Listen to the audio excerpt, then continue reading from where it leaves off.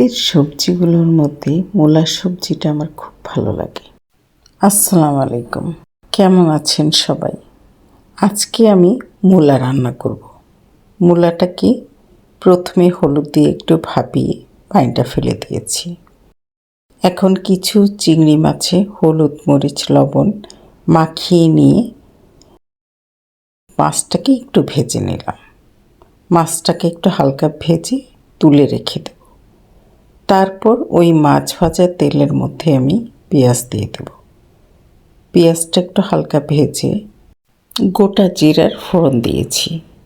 গোটা জিরার ফোড়ন দিয়ে সামান্য একটু পানি দিয়ে হলুদ লবণ মরিচ একে একে সব দিয়ে দেব।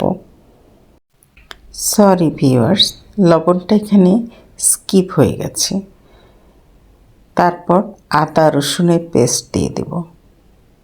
আদা রসুনের পেস্ট দিয়ে ধনিয়ার গুঁড়া একটু জিরার গুঁড়া দিয়ে দিলাম। সব দিয়ে মশলাগুলো ভালো করে কষিয়ে নেব। মশলাগুলো ভালো করে কষিয়ে নিলে রান্নাটা খেতে ভালো লাগবে। সব মশলাই আমি অল্প করে দিয়েছি। মূলা তরকারিটা হালকা মশলায় রান্না করলে খেতে ভালো লাগে। মূলাতে বেশি মশলা না দেওয়াই ভালো। আমি ভাপানো সেই মূলাগুলো দিয়ে দিলাম।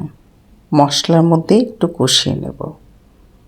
মশলার মধ্যে একটু কষিয়ে নিয়ে গরম পানি করে রেখেছি সেটা দিয়ে দেব। ভিউয়ার্স, আমার রেসিপিটা আপনি ফলো করলে এভাবে করে রান্না করলে মূলাটা যেমন মজা হবে, মাছটার স্বাদটাও তেমনি অক্ষুণ্ণ থাকবে। আমি চিংড়ি মাছ দিয়ে মূলা রান্না করছি। আমি চিংড়ি মাছটা আগে ভেজে তুলে রেখেছি। এখন মূলাটা পানির মধ্যে সেদ্ধ হওয়ার জন্য ঢাকনা দিয়ে একটু অপেক্ষা করব। আমি মূলাটা আগেই ভাপিয়ে নিয়েছি। কিছু কাঁচামরিচ দিয়ে দিলাম।